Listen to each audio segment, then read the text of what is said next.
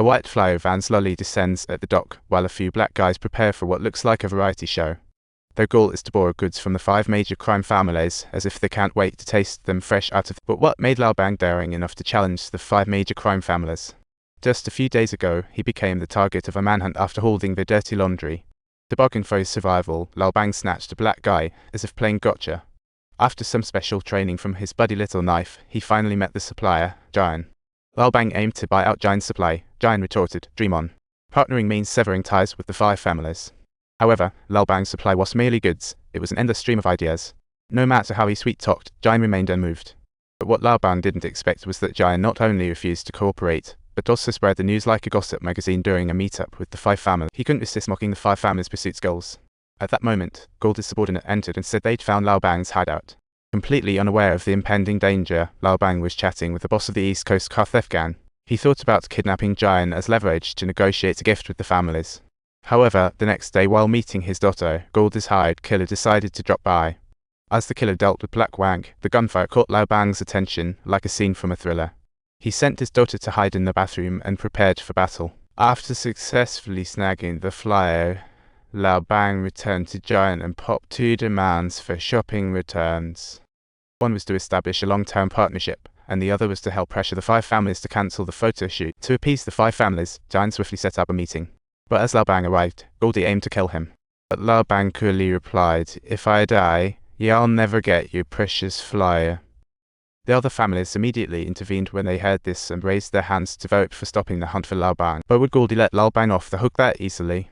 Just then, a man on the road rushed into a car with a wicked smile, and almost instantly, there was a loud explosion up ahead. The explosion happened right at Lao Bang's turf. Faced with Goldie's provocation, Lao Bang didn't retaliate angrily this time. Instead, he transformed into a cobra.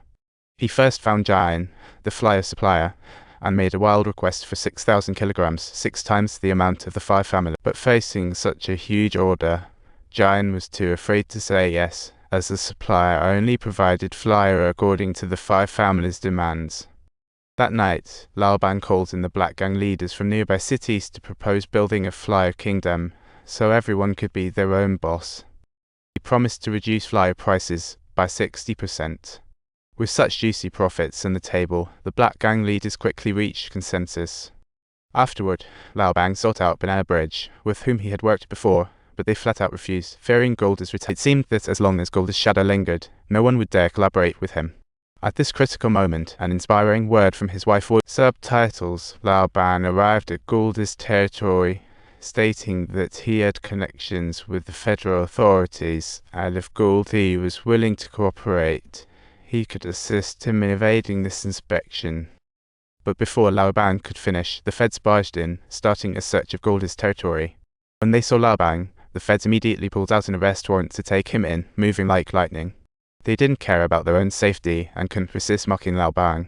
When Lao Bang left Goldie's turf, his handcuffs were mysteriously cut off. It turned out this was just a show he staged. After hearing that Lao Bang was indeed released, Goldie quickly agreed to collaborate, but their grudges had to be settled first. In the warehouse, 2 drug dealers hung from the rafters, one black and one white, showing a harmonious contrast. Unexpectedly, the flyer in the warehouse had no color, which sent a clear warning to the duo. After some detective work, the 2 big bosses realized the other families were eyeing their profits.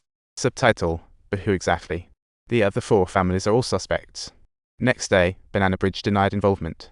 They even offered Lao Bang more profit than Goldie, but the same Banana Bridge that had turned him down before was now sniffing around after seeing Goldie profit, so Lao Bang flatly refused.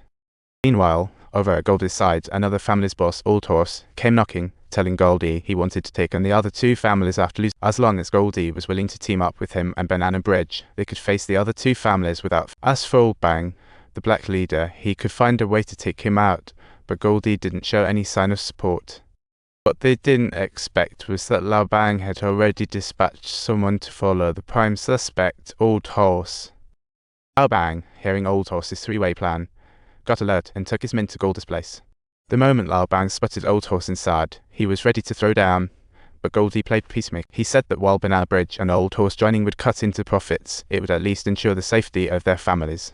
After Goldie's persuasion, Lao Bang ultimately backed down, and the group quickly met to discuss profit sharing. However, What completely took Lao Bang by surprise was that the two individuals who had newly joined unexpectedly proposed to allocate him merely a 5. Hair of the Prophets. Just as they were arguing, Goldie spoke up. Suddenly, a group of white guys barged in holding a black girl, demanding the gang member's hand over. Immediately afterwards, the white person kicked the girl down to the ground with guns already drawn and at the ready. Just days ago, Big Black discovered that Goldie's men were bullying his girlfriend.